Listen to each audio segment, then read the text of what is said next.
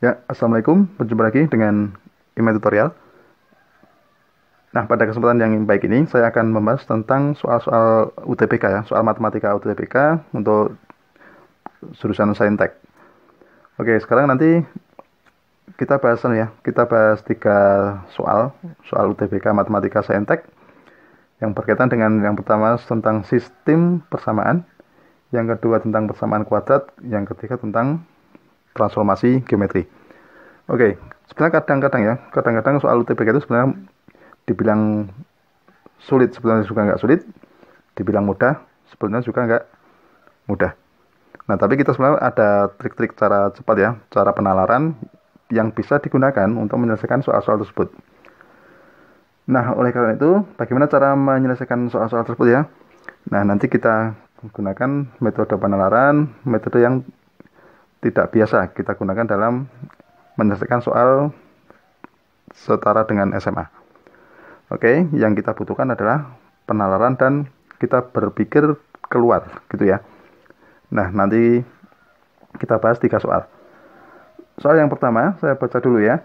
Jika 2x plus 3y plus z sama dengan 48, dan 4x plus 3y plus 2z sama dengan 69. Nilai dari 6x plus 3y plus 3z adalah, nah ini pilihannya ini ya, ada 6 pilihan ya. Oke, sekarang kita cek dulu ya. Kalau dilihat, ini ada 3 variabel, tapi persamaannya ada 2, gitu ya. Nah, kemungkinan itu kan kita nggak mungkin pakai eliminasi, nggak mungkin ya. Kita menentukan nilai x, y kan nggak mungkin. Nah, maka kita gunakan metode apa? Coba kita cermati dulu ya. Kita menyelesaikan soal ini, coba kita amati dulu. Yang pertama kita amati dulu. Kita punya ini 2x, gitu ya. 2x plus 3y plus z itu kan sama dengan 48. Yang kedua 4x, gitu ya, plus 3y plus 2z itu sama dengan 69. Nah, coba kalau kita cermati, apakah kita menentukan nilai x, y, z terlebih dahulu? Kan nggak mungkin kan, kalau ada 2 persamaan kita tentukan nilai x, y, z itu kan banyak sekali penyelesaian ya. Berarti kita tidak mungkin menggunakan eliminasi maupun substitusi. Coba kita pikir keluar bagaimana caranya agar bisa menemukan ini. 6x, 3z, 3z. Berarti langkah kedua, coba kita otak-atik ini ya, persamaan ini, kemudian kita operasikan. Kita usahakan hasilnya adalah 6x plus 3z plus 3z. Misalnya gini, dari persamaan ini ya, kita coba-coba dulu. Untuk mendapatkan 6x, kita pandang yang x-nya saja ya. Misalnya gini, kita pandang 6x. Bagaimana caranya agar mendapatkan 6x? Coba kita cek. Misalnya kita jumlah aja. Yang depan kan pasti 6x. Oke, kita jumlah. 6x ditambah 6y ditambah 3z. Ternyata beda ya. Beda dari tujuan kita. Nah, sekarang kita coba cara yang lain. Coba. Kan gini, 6x itu kan bisa diperoleh dari 4 tambah 2. Ada lagi, bisa juga 2 kali 4x, ya kan? 2 kali 4x dikurangi 2x. Coba sekarang kita cobakan, ini kalikan 2 dulu. Saya kalikan 2 ya. Yang persamaan kedua kita kalikan 2. Berarti menjadi berapa? Kita cek. 8x, gitu kan? Ditambah 6y, ditambah 4z ya, gitu ya. Sama dengan 69 dikali 2, itu 138. Gitu ya. Nah, yang pertama kita tulis persamaan pertama. 2x plus 3y plus z sama dengan 48. Nah, sekarang coba kita lihat, kalau mendapatkan 6x, ini ada 8, ada 2 ya. Berarti kalau mendapatkan 6x, berarti kita kurangkan aja. 8x dikurangi 2x, berarti kan 6x. Oke, gitu ya. Kemudian 6 dikurangi 3, berarti kan 3Y. 4Z dikurangi Z, 3Z gitu ya. Nah, coba perhatikan, ini kan sudah sama ya. Sama yang kita cari kan, 6X plus 3Y plus 3Z, gitu ya. Oh, berarti sudah ketemu jawabannya. Berarti kita kurangkan aja. 138 dikurangi 48, yaitu 90. Oke ya, jadi nilai 6X plus 3Y plus 3Z itu sama dengan 90. Jawaban yang benar adalah D. Gitu ya caranya. Berarti kita berpikir keluar untuk menentukan jawaban dari sistem tersebut. Tahu ya? Nah, sekarang coba kita soal yang nomor 2 kita bahas. Nah, ini adalah soal prediksi ya. Prediksi soal UTBK. Sekarang ini saya baca dulu soalnya. Jika P adalah salah satu akar dari X pangkat 4 ditambah X kuadrat dikurangi 1 sama dengan 0, maka nilai dari P pangkat 6 ditambah 2P pangkat 4 adalah, nah ini adalah pilihannya ya, 0, 1, 3, 8, 12. Nah, dari sini kita lihat dulu, jika P salah satu akar dari ini ya, berarti apa? Kalau salah satu akar, berarti kita simpulkan apa? Ayo, kita simpulkan apa? Ya, berarti P4, kita masukkan aja, P4, gitu, ditambah P kuadrat, dikurangi 1, sama dengan 0. Nah, itu yang kita punya. Berarti kalau P merupakan akar, itu berarti bisa ditulis P pangkat 4 ditambah P kuadrat dikurangi 1 sama dengan 0. Itu yang kita punya.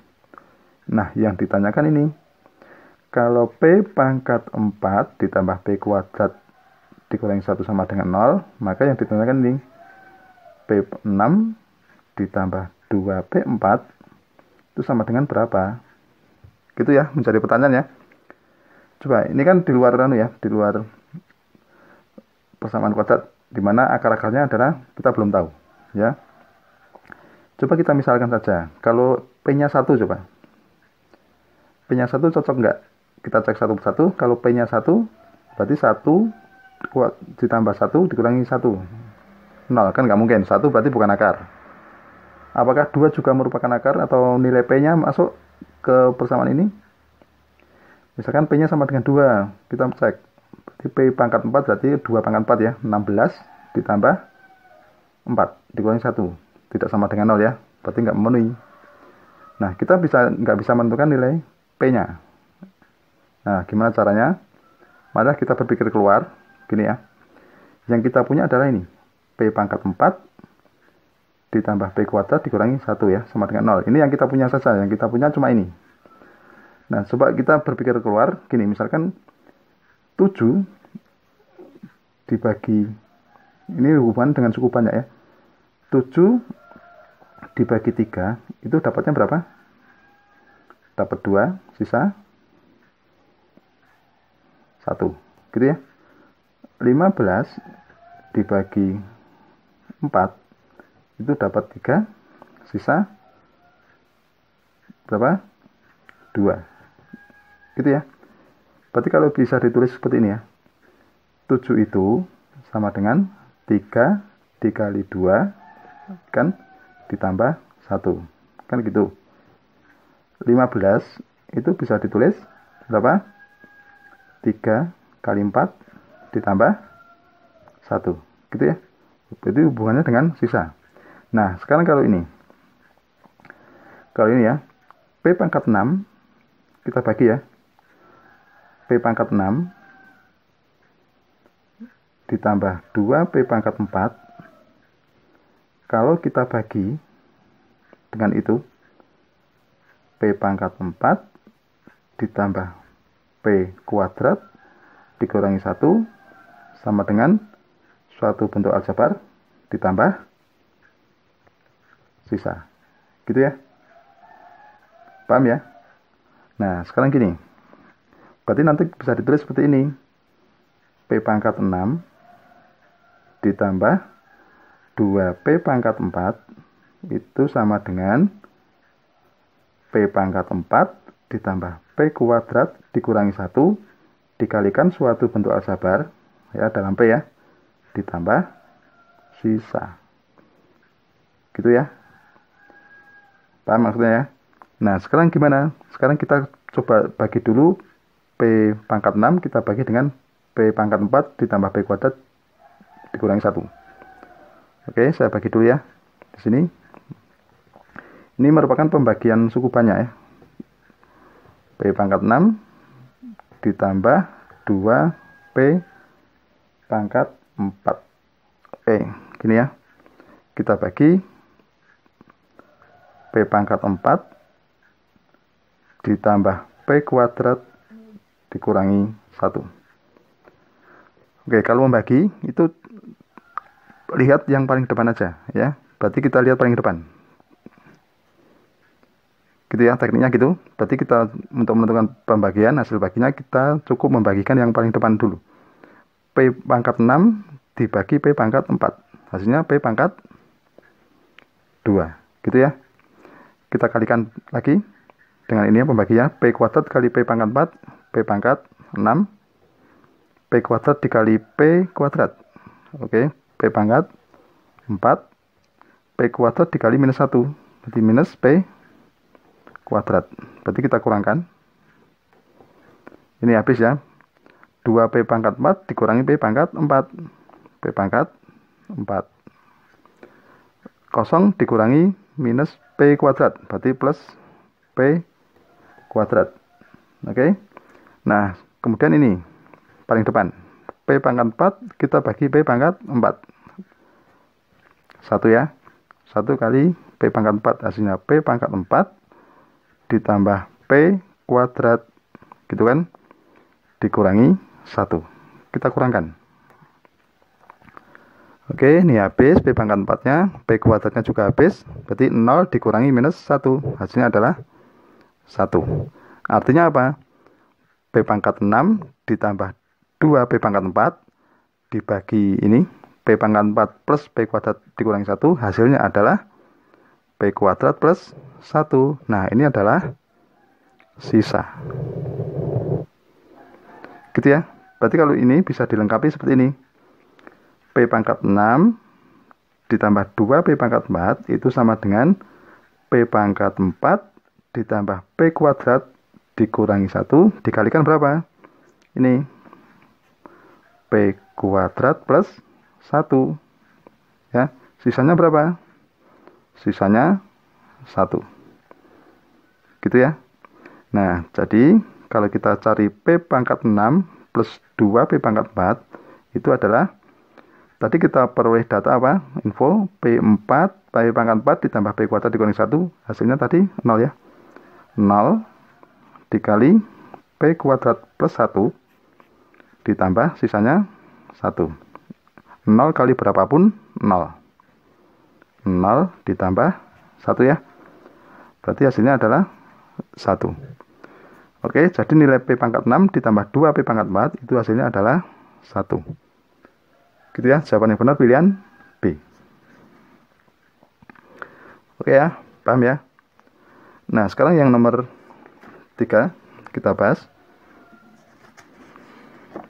Ini adalah tentang transformasi. Ya. Oke, sekarang saya baca dulu soalnya. Jika titik 2,4 didilatasikan dengan pusat 1,2 dan faktor skala 2K plus 1 diperoleh bayangan 36. Nilai K adalah, oke ya, ingat rumus dasar transformasi. Jika kita punya X, Y, ya, kemudian didilatasi ya dengan pusat A, B, dengan skala K, gitu ya, maka bayangannya itu apa? K X dikurangi A plus A. K Y dikurangi B plus B. Oke ya, ini dasar ketika SMA ya. Berarti kalau dilatasi seperti ini ya. X, Y didilatasikan dengan pusat AB sebesar skala K, itu hasilnya adalah K. X dikurangi A ditambah A, Y dikurangi B ditambah B. Nah, sekarang kita misalkan dulu ya. Misalkan skalanya P sama dengan 2K plus 1. Ini misalkan dulu, saya misalkan P-nya 2K plus 1 ya, biar lebih mudah. Berarti kalau kita punya 2,4 ya, 2,4 didilatasikan ya dengan pusat berapa tadi? 1,2 gitu ya. Skalanya berapa? P, kita misalkan P. Maka bayangannya itu adalah K. Berarti skalanya P. X-nya berapa? 2 dikurangi pusatnya 1 ditambah 1. P 4 dikurangi 2 ditambah 2. Nah, ini bayangannya itu harus sama dengan berapa? 3, 6. Oke, yang atas disesuaikan dengan ini, yang bawah disesuaikan dengan ini ya. Oke, sekarang kalau kita sederhanakan 2P ya ditambah, maaf, dikurangi P gitu ya. Maaf, ini kan 1 ya. 2 kali 1, 2 dikurangi 1 itu kan 1. 1 kali P, berarti P aja ya. Ditambah 1. Kemudian yang bawah ini 2 kali P, berarti 2P ditambah 2. Itu harus sama dengan 3, 6. Gitu ya. P tambah 1 sama dengan 3. Berarti P-nya berapa? Ya, P tambah 1 sama dengan 3. Berarti P sama dengan 2. Otomatis yang bawah sama ya. P-nya otomatis sama dengan 2. Oke, setelah kita menemukan P, berarti kan kita akan menemukan nilai K. Tadi pemisahan tadi, P sama dengan, ini ya. P sama dengan 2K plus 1.